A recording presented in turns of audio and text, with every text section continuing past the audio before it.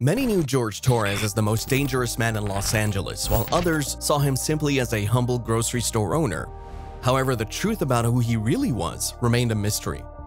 Born and raised in East L.A., Torres swiftly gained notoriety in the late 1990s and early 2000s as the leader of a supposed criminal organization. His reputation was built upon fear of his alleged connections to Mexican organized crime, fear of his powerful acquaintances in the city, and fear of his volatile temperament. Nonetheless, Torres insisted he was just an ordinary grocery store owner striving to earn an honest living. But what was the reality behind his facade? The early years. Born to hard-working Mexican immigrant parents, George's humble beginnings set the stage for a remarkable journey ahead. As George's father reached the point of retirement, the torch of responsibility was passed on to his son.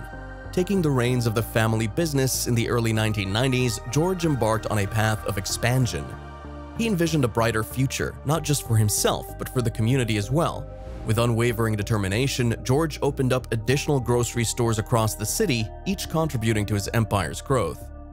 However, George's rise to success wasn't solely defined by his entrepreneurial prowess. During this transformative period, he began earning a reputation as a multifaceted individual who not only achieved business success, but was also unafraid to roll up his sleeves and get his hands dirty. He tackled challenges head-on, demonstrating his resilience and resourcefulness in the face of adversity. In the heart of the law enforcement agencies, George's name resonated as a figure of interest. His endeavors and actions stirred curiosity among those who watched his trajectory.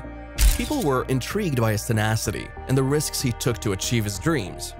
While some admired his ambition and courage, others wondered about the true extent of his activities. One such man is the overzealous LAPD officer, Detective Kading, who intended to make this case the hallmark of his career. The rise to power. In the late 1990s, George Torres began to gain a reputation as a dangerous man. Rumors linked him to Mexican organized crime, and he expanded his business ventures from grocery stores to include nightclubs, bars, and restaurants. During this time, he built connections with influential figures in Los Angeles, including police officers and politicians. As the early 2000s rolled in, allegations of violence and extortion started to surface, further enhancing Torres' image as a menacing figure. Despite maintaining that he was just a humble grocery store owner, many found it hard to believe, given his notorious reputation. Despite his numero uno market chain expanding rapidly, his name appeared in documents related to unsolved homicides in 1983 and 1986. Informants repeatedly told detectives that Torres was a fearsome figure and rumored to be the major supplier for known drug traffickers. Eventually, he was charged with 3 other murders and convicted of soliciting the murder of a gang member named Jose Maldonado, who made the grave mistake of attempting to extort money from Torres. During this time, Torres also attracted the attention of 3 major drug task force investigations, which connected him to operatives of Joaquin El Chapo Guzman's Sinaloa cartel and the Arellano Felix cartel in Tijuana. Simultaneously, Torres worked on establishing himself as an entrepreneur and community leader. He reportedly intervened to quell violence during the South LA riots in the mid-1990s and associated with LA's political establishment members. LA Sheriff Lee Baca vouched for Torres' reputation as a reputable businessman during a congressional committee investigation. Witnesses claimed to have seen Torres hand stacks of money to then-Councilman Mike Hernandez and former Councilman Richard Al.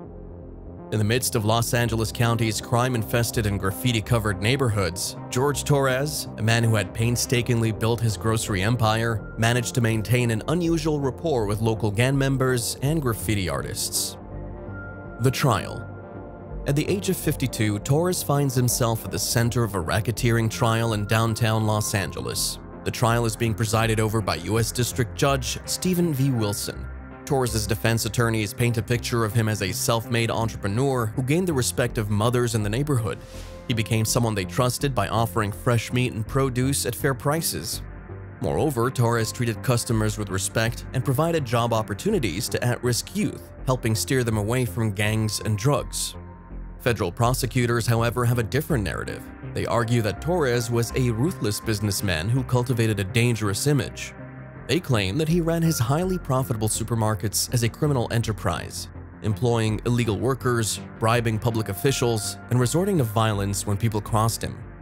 The crux of the case relies heavily on testimonies from current and former employees of Torres, as well as incriminating statements captured in wiretap phone calls. Manuel, Torres' brother and right-hand man in the markets, is also a co-defendant in the trial.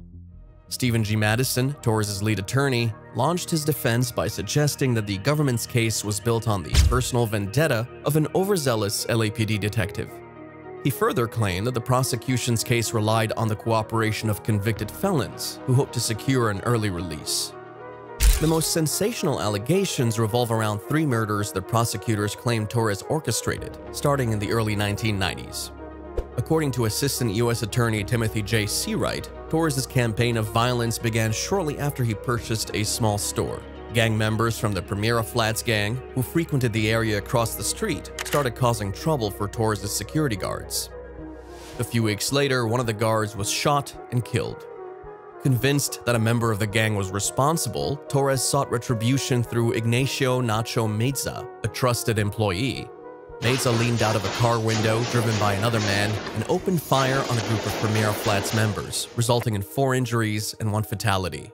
Torres turned to Meza once again later that year when another gang member named Shorty, whom Torres had hired for security, tried to extort money. Torres allegedly instructed Meza to take care of Shorty. A few weeks later, Jose Shorty Maldonado was fatally shot outside a barber shop near the main Numero Uno market. 4 years later, Meza, who was also a major drug dealer, became the target of Torres' vengeance. He had stolen $500,000 from Torres to repay a debt. Though Torres suspected Meza's betrayal, he lured him back to work, and Meza vanished on the first day, never to be seen again. As the trial unfolds, the government's case primarily rests on the testimony of 2 convicted drug dealers serving lengthy sentences. Both hope to secure reduced terms by assisting in Torres' conviction.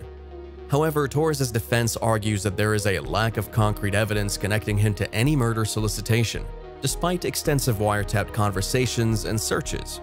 In addition, the defense alleges that the case was initiated by a detective from the LAPD's Newton Division, who appeared fixated on Torres. They claim the detective overlooked compelling evidence suggesting that Carpel and Maldonado were victims of gang-related shootings, as well as the possibility that Meza fled the country due to his involvement in a major drug case. Madison further criticizes the detective for violating protocols and dealing with informants, including allowing them to communicate and potentially concoct a story together. The detective even arranged for 2 informants to share a cell and was recorded asking if they had talked yet and if they had got it straight. As the trial progresses, the jury will weigh the arguments and evidence presented by both sides, ultimately determining the fate of George Torres and his alleged involvement in the crimes attributed to him. George Torres walks.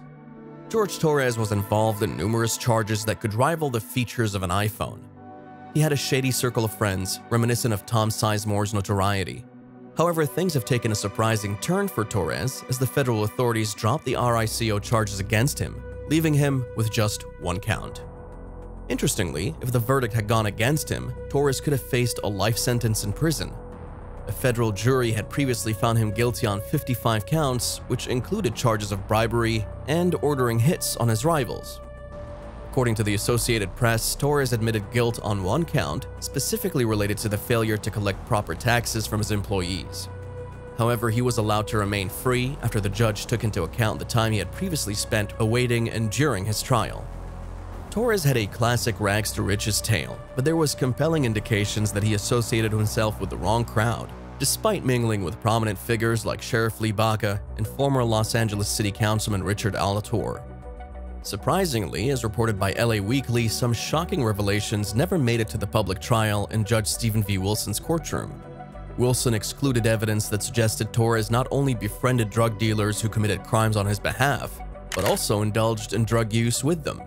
Furthermore, evidence indicated that Torres had purchased a MAC-10 gun for a drug-dealing associate, whom he allegedly instructed to kill on his behalf, was also omitted. Later, it's alleged that Torres had the same associate killed for stealing from him. What led to this turn of events? Did Torres strike a deal with the authorities? Did he cooperate against someone he considered a friend? These burning questions occupy the minds of those who seek the truth and further paint George Torres, undoubtedly, as the most dangerous man in LA.